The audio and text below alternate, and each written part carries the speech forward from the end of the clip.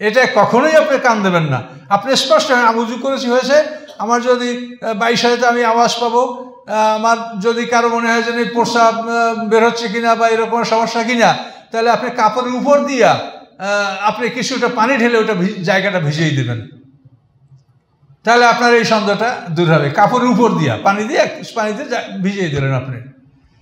কারণ এই শয়তানের ওয়াসওয়াসা এই সব জায়গায় লেগে আছে, মানুষকে সুস্থ কোনো কাজ করতে দিবে না।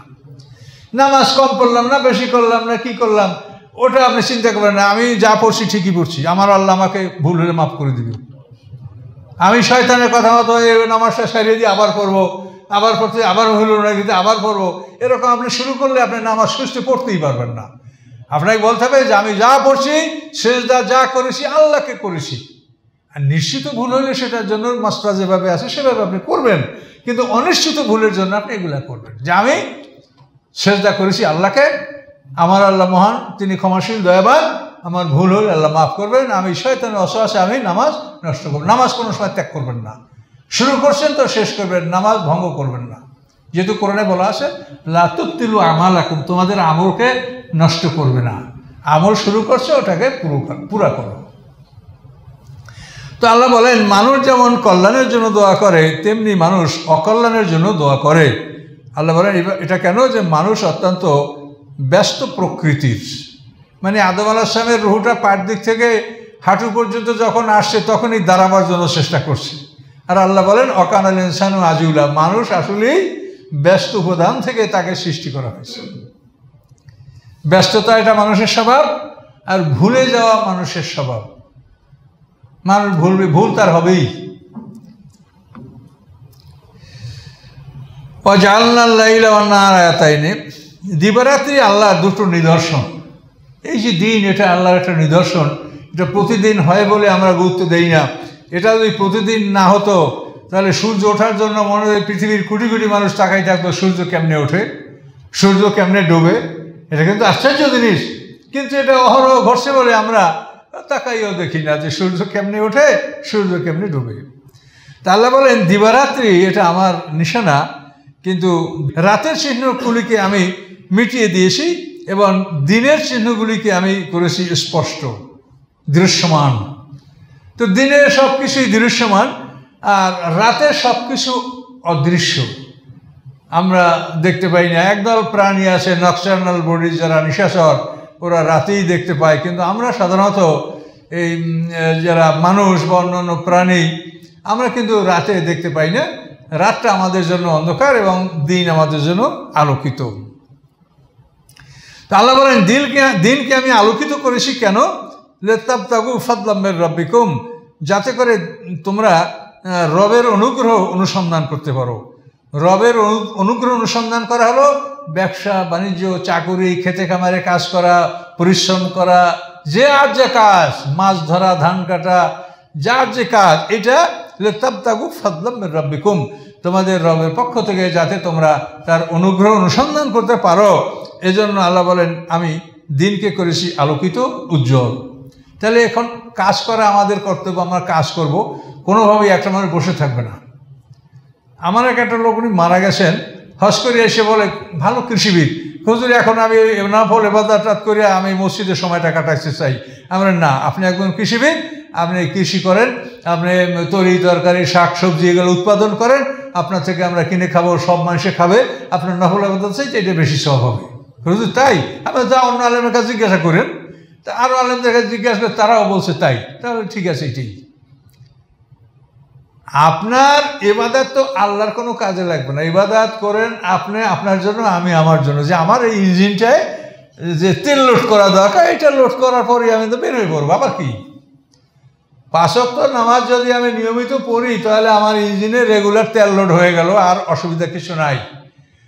নফল যদি সুযোগ থাকে পড়েন, আজানের পরে আসছেন, তো এখন আপনি নফল পড়ার সুযোগ আছে পড়েন। আজানের পর থেকে জামাত পর্যন্ত এই সময়টা আপনার খুব মূল্যবান। এই সময় মানুষের দোয়া কবুল হয়ে থাকে। আজান থেকে নামাজ, এই সময়ের মধ্যে আপনারা কোনো রকম কোনো কথা বলবেন না, কোনো রকম গোল হইয়া বসবেন না, এইভাবেই বসে থাকবেন নামাজের উদ্দেশ্যে। ফরজ নামাজ শেষ হওয়ার পূর্বে কোনো কথাই বলবেন না, মসলা মাসাইলও না। যদি কিছু প্রয়োজন থাকে ফরজ নামাজ শেষ হওয়ার পরে ইমাম সাহেবকে বলবেন বা অন্য দাঁড়ায় কেউ কিছু বলার থাকে বলবেন, কিন্তু ফরজ নামাজ আদায় করার পূর্বে কোনোভাবে কোনো কথা চলবে না। হয়তো নফল নামাজ, না হলে জিকির, না হলে কোরআন তেলাওয়াত, এই সময়ের মধ্যে এই সময় এভাবে করে করে আপনি ফরজ নামাজের জামাতে শামিল হবেন, তাহলে আপনার নামাজটা সুন্দর হবে, শয়তানের অসহসাটা কম আসবে। এভাবে কাজ করতে হবে। তো এখন এই যে কাজ করা, এটা কিন্তু আমরা আমরা মুসলিম জাতি, আমরা কিন্তু কাজে সবচেয়ে পিছিয়ে। পৃথিবীর অন্যান্য উন্নত জাতি যারা, তারা আমাদের অনেক বেশি কাজ করে। কিন্তু কাজ করার জন্য কিন্তু আল্লাহ তাআলা আমাদেরকে কোরআনে বিভিন্ন জায়গায় আদেশ দিয়েছেন, নামাজ পড়ার পরেই তোমরা বের হও এবং আল্লাহর অনুগ্রহ অনুসন্ধান করো। আজান হইলে ঢোকো, নামাজের পরে বের হও। আল্লাহ কিন্তু আমাদেরকে কাজ করতে বলছেন। কাজ না করলে একটা জাতির উন্নতি হতে পারে না। কাজ করতে হবে, মেহনত করতে হবে, পরিশ্রম করতে হবে। আর যারা কাজে অক্ষম তারা স্টাডি করেন, তারা কোরআন হাদিস গবেষণা, এগুলা রাসূলের জীবনী, এগুলো পড়তে থাকেন। যতই পড়বেন ততই আপনার ঈমান বাড়বে। এগুলো পড়লেই আপনার ঈমান। ওয়ালা তাআলামু আদাদা সিনিনাল হিসাব। আর দিবারাত্রি এই জন্য সৃষ্টি করা হয়েছে যে আদাদা সিনিনাল হিসাব, তোমরা হিসাব রাখতে সক্ষম হবে এবং বছর গণনা করতে সক্ষম হবে। দিবারাত্রি না হলে আমরা মাস, দিন, বছর কেমনি গণনা করব? হিসাব কিতাব কীভাবে রাখবো?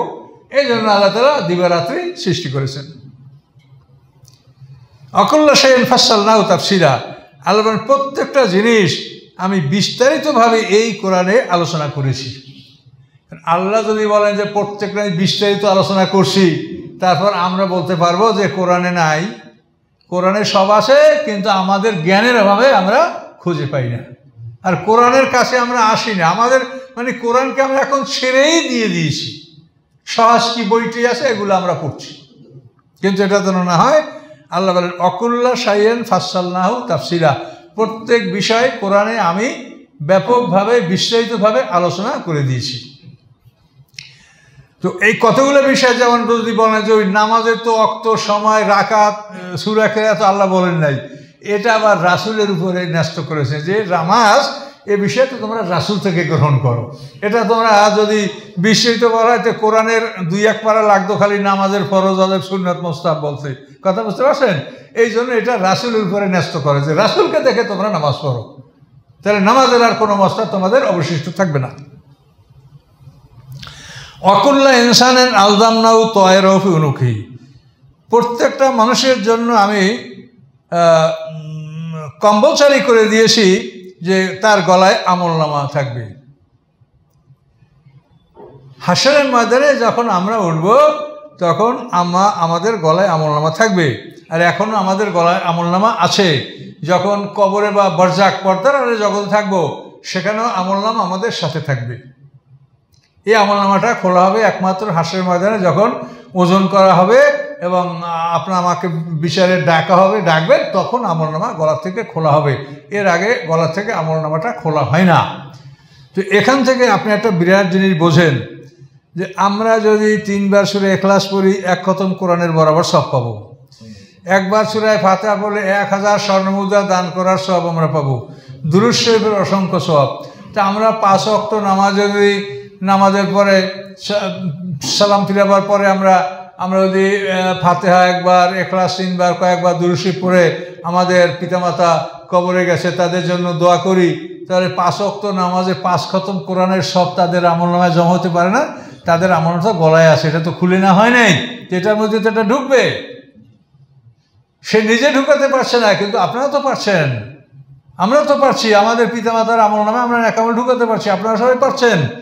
কাজে এই জন্য এইভাবে যদি এক সন্তানরা কোনো পিতামাতার আমলনামায় দৈনিক 5 খতম কোরআনের সব ঢুকায়, সে যদি কলেমা নিয়ে মারা যায় থাকে, শিরক না থাকে তার মধ্যে, তা আমলনামাটা তার আস্তে আস্তে ডান দিকে ভারী হয়ে যাবে। তাকে যদি সিজ্জিনে সংরক্ষণ করা হয়ে থাকে, আল্লাহ তারা ট্রান্সফার করে তাকে ইল্লিনে নিয়ে যাবেন। এটা কি কোনো অসম্ভব ব্যাপার আল্লাহর কাছে? কাজে এই জন্য কোরআনে বারবার বলা হয়েছে যে পিতামাতার ব্যাপারে সতর্ক হও। আনিশকুরলি ওয়ালি দাইকা।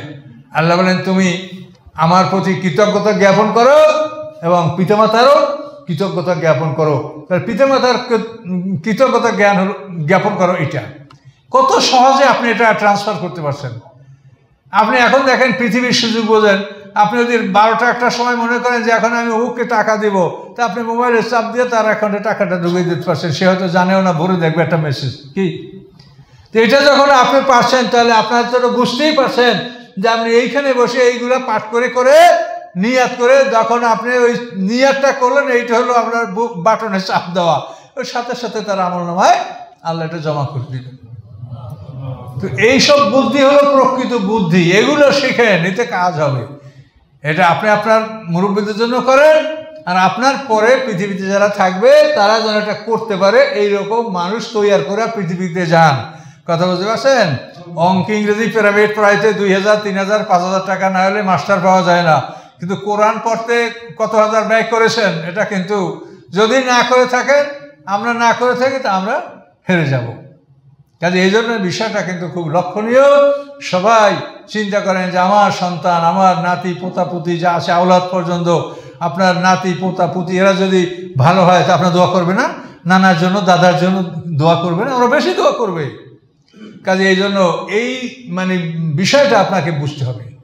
সকল সন্তানদেরকে অন্তত 2 বছরের জন্য এই ফোকানিয়া মাদ্রাসা বা এই যে ভালো কি মাদ্রাসা আসে যে কিরাত সিস্টেমে ভালো করা হয়, নুরানি মাদ্রাসা, এই সমস্ত মাদ্রাসায় সন্তানকে অন্তত 2 বছর আপনি পড়ান। তারপর বিভিন্ন সাবজেক্টে আপনি এলেম কোরআনের এলেম শিক্ষা করা হলো ফরজে আইন, আর অন্যান্য বিষয়ে এলেম শিক্ষা করা ফরজে কিফায়া। আমরা ছোটকালে যা জ্ঞান শিখছি তাতে বলছি যে মাদ্রাসায় পড়া ছাড়া অন্য জায়গায় লেখাপড়া করাটা হারাম, আমাকে এভাবে বোঝানো হয়েছে। কিন্তু আসলে না, ওগুলো ফরজে কিফায়া, আর এইটা হলো ফরজে আইন।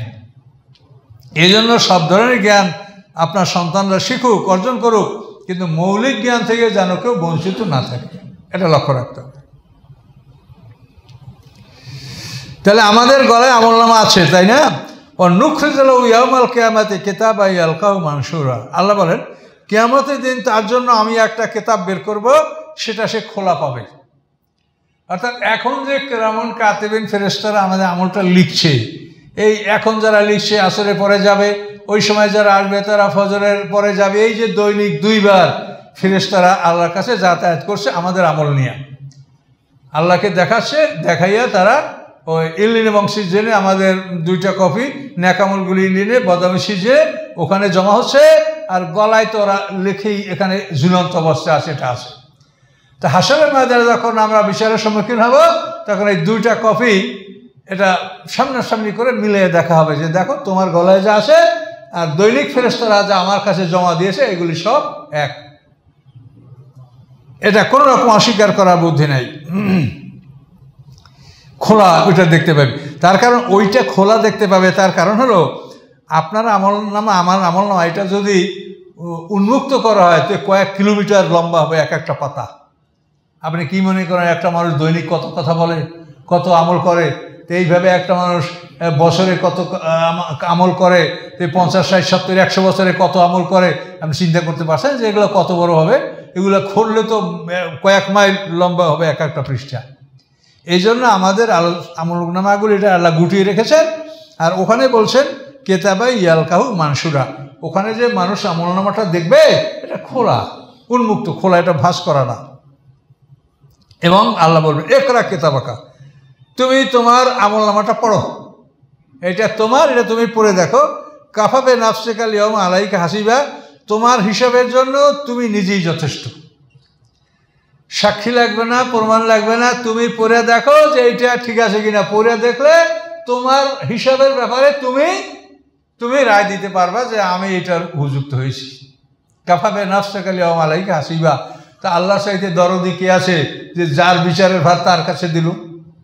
পৃথিবীতে এরকম কেউ দেবে বলেন যে তোমার বিচার তুমি করো? কিন্তু আল্লাহ তাআলা প্রত্যেকটা মানুষ তোমার বিচার তুমি করো, এই দিলাম তোমাকে, এই দেখো ডকুমেন্ট, এখন দেখে তোমার বিচার তুমি করো। এই কথাগুলো আল্লাহ তাআলা আমাদেরকে বলে দিয়েছেন। এরপরও যদি আমাদের ভুল না হয়, আমরা সব কিছু সংশোধন করতে পারবো। পাহাড় সমান গুনাহ করলে আপনি দুনিয়াতে ঘাবড়াবেন না। খালিদ ইবনে ওলীদ সে ইসলাম গ্রহণ করার আগে 19 বছর পর্যন্ত মুসলমানদের বিরুদ্ধে যুদ্ধ করছে। এই উহুদের যুদ্ধে যে আল্লাহ রাসূলের দান শহীদ হয়েছে, আল্লাহ রসুলের এখানে চোখের নিচে লোহার করা ঢুকছে, এটা কিন্তু খালেদ ইবনে ওলীদের নেতৃত্বে। সে সময় খালেদ ইবনে ওলীদ মুসলমান হয়নি, হুদায়বিয়া সন্ধির পরে খালেদ ইবনে ওলীদ মুসলমান হয়েছে। এই খালেদ ইবনে ওলীদ ইসলাম গ্রহণ করার পরে আল্লাহ রসুলই তাকে উপর দিলেন সাইফুল্লাহ, আল্লাহর তরোয়ার। তাহলে এই লোককে আল্লাহ মাফ করছে। ওয়াহশী যে হযরত হামজাকে শহীদ করেছে, তাকে আল্লাহ মাফ করেছে। উহুদের যুদ্ধের পরে ওয়াহশী আল্লাহ রসুলের যোগাযোগ করে সে ইসলাম গ্রহণ করেছে। কাজে এই জন্য ওই আমার এক স্যার বলছিল যে ওই মক্কা মদিনার মানুষের সাথে আমরা ভালো। মানুষ এটা কী করে হয়? হ্যাঁ, ওরা তো রাসূলকে গালি দিয়েছে, মন্দ বলছে, কষ্ট করছে, আমরা রাসূলকে কোনো সময় খারাপ বলি না, আমরা ভালোই বলি, মহব্বত করি, তাহলে আমরা ভালো। কথা বুঝতে পারছেন? তাহলে আপনারা আমরা এমন কেউ আমরা নাই যে আমরা রাসূলের সাহাবী মেরেছি, কি আছি আমরা কেউ? তা আমরা রসুলের সাহাবীদেরকে হত্যা করি নাই, আমরা মানুষ মারি নাই। আমরা হয়তো জীবনে ভুল ত্রুটি হতে পারে, ঘাবড়াবেন না, আল্লাহ মাফ করে দিবে। আল্লাহর প্রতি বিশ্বাস রাখেন যে আল্লাহ দয়াশীল, তিনি মাফ করে দিবেন। তওবা করার পরে আর ওই অপরাধ করবেন না, আপনি বিনি হিসেবে জান্নাতে চলে যাবেন ইনশাআল্লাহ। এগুলো খেয়াল রাখতে হবে। আল্লাহ বলেন মানে ইহতাদা ফাইন্নামা ইয়াহতাদি নাফসি, যে সরল পথ গ্রহণ করে সে তার নিজের জন্যই করে। আপনি যদি সোজা পথে ওঠেন তা আপনি আগে গন্তব্যস্থলে পৌঁছতে পারবেন, নিরাপদে যাইতে পারবেন, এটা আপনার না। তো আল্লাহ বলেন সরল পথ যে অবলম্বন করে সে তার নিজের জন্যই করে। আপনি ভালো রাস্তায়, ভালো গাড়িতে, ভালো যানবাহনে যদি ওঠেন তা আপনিই তো আগে যাবেন, সুন্দর যাবেন, নিরাপদে যাবেন। তো এই জন্য আল্লাহ বলছে যে আমার রাস্তাটা সিরাতাল মুস্তাকিম, এইটা সরল পথ, নিরাপদ রাস্তা, কাজে এই পথে তোমরা আরোহণ করো, এই পথ অবলম্বন করো। অমান দাল্লাহ, আর যদি কেউ পথ হারায়, আপনি পথ হারাই ফেলেন, তার কি করবেন? ফাইন্নামা ইয়াদুল্লু আলাইহা, এই পথ হারানোর শাস্তিটা তার উপরেই বর্তাবে। পথ হারাই আপনি যেখানে সেখানে বিপদে চলবেন, এই জন্য আপনার তো ভোগান্তি আপনার হবেই। কাজে পথ হারালে যে ভোগান্তি হবে, কষ্ট হবে, সেটা যে পথ হারাবে তার উপরেই এটা বর্তাবে।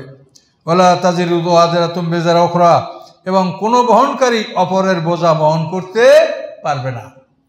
বোঝার সাথে বোঝা বাড়াতে পারবে, কিন্তু বোঝা বহন করে অপরকে কেউ মুক্ত করতে পারবে না। একটা লোককে খারাপের দিকে ডেকেছে, ও বুঝে সিনেমায় নিয়ে গেছে। এখন এর অর্থ এই না যে ও সিনেমায় নিয়ে গেছে এই জন্য মানে সব পাপ কার হবে, যে নিয়ে গেছে তার না, ওর হবে একগুণ। যে সিনেমায় গেল,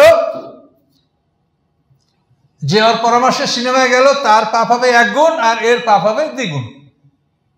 কিন্তু এমন হবে না যে বহন করে নিয়ে যাবে, যে আমি তোমার এই অন্যায় করতে বসি আর তোমার সব পাপটা আমি না, এটা হবে না। কিন্তু যার পরামর্শে করেছে সে তার হবে দ্বিগুণ, আর যে করেছে সে হবে একগুণ শাস্তি পাবে। কিন্তু আল্লাহ বলেন কোনো বহনকারী কারো বোঝা বহন করতে পারবে না। কাফেররা বলেছে ইত্তাবিউ সাবিলানা ওয়া নাহমিল খাতায়াকুম, মুশরিকরা বলছে আমাদের পথ অবলম্বন করো, তোমাদের গুনাহ আমরা বহন করব, তোমাদের পাপ আমরা বহন করব। আল্লাহ ওমাহুম বিহামিলিনা মিন শাই, আল্লাহ বলছেন যে ওরা কিছুই বহন করতে পারবে না। যার বোঝা তাকেই বহন করতে হবে। তো যে খারাপ পথ দেখাবে তার শাস্তি হবে দ্বিগুণ, আর যে ভালো পথ দেখাবে সে নেক পাবে দ্বিগুণ। কি বুঝতে পারছেন? বা দ্বিগুণেরও বেশি আল্লাহ তাআলা দিতে পারেন। আমা কুন্না মুআযিবিনা হাত্তা নাবআসা রাসূলা, আল্লাহ বলেন আমি কখনো শাস্তিদাতা নই যতক্ষণ না আমি রাসূল প্রেরণ করি। রাসূল না পাঠাই আমি কোনো জাতিকে শাস্তি দেই না। এখন রাসূল দুই রকম, এক হলো আল্লাহর রাসূল, আর এক হলো রাসূলের রাসূল। বুঝতে পারছেন এই কথাটা? আল্লাহ রাসূল হলো সরাসরি যারা কিতাব পেশেন, এরা আল্লাহর রাসূল। আর রাসূলের রাসূল হলো যে রাসূল যদি কাউকে দায়িত্ব দিয়ে পাঠায়, বা রাসূলের পক্ষ থেকে যদি কেউ দায়িত্ব পালন, যেমন আমরা তো রাসূলের রাসূল। আর নবী রাসূলের সরাসরি রাসূল। রাসূল শব্দটা কমন, আপনি একটা পিয়নকেও আপনি রাসূল বলতে পারেন, পিয়নের আরবি রাসূল। তাহলে এক হলো সরাসরি রাসূল, আর অন্যরা হলো রাসূলের রাসূল। কাজে রাসূল না পাঠাইয়া কোনো জাতিকে আল্লাহ শাস্তি দেন না, এ কথা সত্য। হয়তো বা সরাসরি রাসূল সেখানে পাঠিয়েছেন, আমাদের কাছে মাত্র 25 জন রাসূল নবী রাসূলের তালিকা আছে, অথচ অগণিত নবী রাসূল পৃথিবীতে পাঠানো হয়েছে। কাজে এই ভারতবর্ষ, এই চীন, এই জাপান, এই আমেরিকা, এই অস্ট্রেলিয়া, এইসব মহাদেশে যে রসুল পাঠানো হয় নাই, এটা আমরা কি করে বলতে পারবো? কাজে এই জন্য এটা সম্ভাবনা রয়েছে যে নবী রাসূল পৃথিবীতে আল্লাহ পাঠিয়েছেন। এবং পৃথিবীতে যে সমস্ত মানুষদেরকে শতাব্দীর পর শতাব্দী মানুষ স্মরণ করে, এই লোকগুলো এমন হতে পারে যে তারা খুব ভালো লোক ছিলেন, কিন্তু যুগের লোকেরা তাদের চরিত্র বিকৃত করে সমাজে পেশ করছে, এটাও হতে পারে, এটার সম্ভাবনা আছে। যেমন হিন্দুরা যে তাদের পূর্বপুরুষদের স্মরণ করে, তারা কিন্তু তাদের চরিত্রকে মানে কলঙ্কিত করেছে, কিন্তু এমন হতে পারে যে এই লোকগুলো আসলে ওরকম ছিল না, অনেক ভালো ছিল। এটা সম্ভাবনা এটা আছে। তার কারণ যুগ যুগ শতাব্দীর পর শতাব্দী যখন একটা মানুষকে পৃথিবীতে তার নামটা অমোচনীয় থাকে, যে হতে পারে যে এই লোকটা আসলে ভালো ছিল, কিন্তু এরা উপস্থাপন করছে খারাপ করে। এটা আমরা ধারণা করতে পারি, যেহেতু আল্লাহ তাআলা কোরআনে বলেছেন যে আমি মিনহুম মান কাসাসনা আলাইকা ওয়া মিনহুম মান লাম নাকসুস আলাইকা। হে রাসূল, আমি যাদেরকে পাঠিয়েছি তাদের কতকের কিসসা আপনাকে বলেছি আর কতকের কিসসা আপনাকে বলিনি, এটা আল কোরআন বলে দিয়েছে। এই জন্য এখানে যে আয়াত, এতে আমরা বুঝতে পারছি যে আল্লাহ তাআলা অবশ্যই পৃথিবীর সকল অঞ্চলে নবী রাসূল পাঠিয়েছে, হয়তো সরাসরি রাসূল অথবা রাসূলের রাসূল। চীন দেশে উইঘুরে মুসলমান কোথা থেকে আসে যদি ওখানে রাসূলের কোনো রাসূল না আগিয়ে থাকে? চীন দেশে তো খুব বড় বড় আলেমের ইতিহাস আছে। এই যে কাশগড়টা কি চীনে না রাশিয়ায়? কাশগড়, এই যে কাশগড়ের বড় আলেম ঢাকা আলিয়া মাদ্রাসার শিক্ষক ছিল। তবে আমাদের শিক্ষক ছিল চীনের খোত্তান এলাকার মহাদেশ ছিল খোত্তানি হুজুর, মানে এশিয়া মহাদেশে ওই সময় ওনার সমকক্ষ আর কোনো আলেম ছিল না। এই সমস্ত বড় বড় আলেম ওই সমস্ত দেশে ছিল। এই যে ইমাম বুখারী, ওনার বাড়ি তো রাশিয়াতে। এই যে ইমাম বুখারী, যিনি বুখারী শরীফ রচনা করেছেন, ওনার বাড়ি তো রাশিয়াতে। রাশিয়ায় বোখারা, সমরকান্দ, এই বোখারা সমরকান্দ এই দুইটা অঞ্চলকে দুইটা মানে আল্লাহ দুইটা নদী দ্বারা পরিবেষ্টিত রেখেছেন। সেই দুইটা নদী হলো সিহুন আর জিহুন। মানে এই নামগুলো মানে একটু অপরিচিত নাম। তাফসিরে বলা আছে যে সিদরাতুল মুনতাহা, আরশের নিচ থেকে পৃথিবীতে 4টা নদী প্রবাহিত হয়েছে। 2টা নদী হলো ফোরাত এবং দাজলা। এই ফোরাত এবং দাজলা এর মাঝখানে হলো বেবিলন, ইব্রাহিম আলাইহিস সালামের জন্মস্থান। এটা হলো ফোরাত এবং দাজলার মাঝখানে। এবং সিহুন এবং জিহুন এই 2টা নদীও, যার প্রভাব আরশের নিচ থেকে, এই 2টা নদী রাশিয়া সমরকন্দ বোখারা এর 2 দিক থেকে এই 2টা নদী প্রবাহিত, সিহুন জিহুন। এগুলো কতখানি সত্যতা আমরা বলতে পারবো না, এটা এভাবে বলা আছে। তো আল্লাহ বলেন, আল্লাহ রাসূল না পাঠাইয়া কোনো জাতিকে আল্লাহ শাস্তি দিবেন না। ওয়াইজা আরাদনা নুহলিকা কারিয়াতান আমারনা মুতরাফিহা ফাসাকু ফিহা ফাহাক্কা আলাইহাল কাউলু ফাদাম্মারনাহা তাদমিরা। আল্লাহ বলেন, যখন আমি কোনো জনপদকে ধ্বংস করতে চাই, তখন আমি সেই জনপদের নেতাদেরকে আমি ভালো কাজে আদেশ, মন্দ কাজে নিষেধ, এটা আমি করার জন্য তাদেরকে আমি আদেশ দিই যে তোমরা সমাজে সত্য প্রতিষ্ঠা করো, ভালো প্রতিষ্ঠা করো। কিন্তু সেই নেতারা কি করে? ফাসাকু ফিহা, তারা সমাজের মধ্যে ফাসিকি কাজ করে, মানে সমাজ বিরোধী কাজ তারা করার পরে ফাহাক্কা আলাইহাল কাউলু, তাদের উপরে আল্লাহর শাস্তি অনিবার্য হয়ে যায়। ফাদাম্মারনাহা তাদমিরা, তখন আমি সেই জনপদকে সমূলে ধ্বংস করি। অর্থাৎ নেতাদেরকে বলা হয় ভালো করার জন্য। নেতারা যখন ভালো না করে, অন্যায় করে, তো নেতারা অন্যায় করলে সবাই অন্যায় করবে। সিনিয়র অফিসার যদি ঘুষ খায়, তো পিওনে ঘুষ খাইবে একেবারে স্পষ্ট। আর যদি ওই সিনিয়র যদি ঘুষ না খায়, তাই কিন্তু ওরা সবাই ভয় করবে।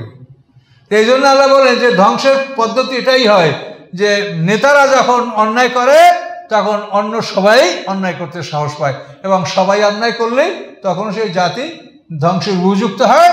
তখন আল্লাহর বাণী সেখানে প্রতিষ্ঠিত হয়, অর্থাৎ আল্লাহর আদেশ কার্যকরী হয় এবং তারা ধ্বংস হয়।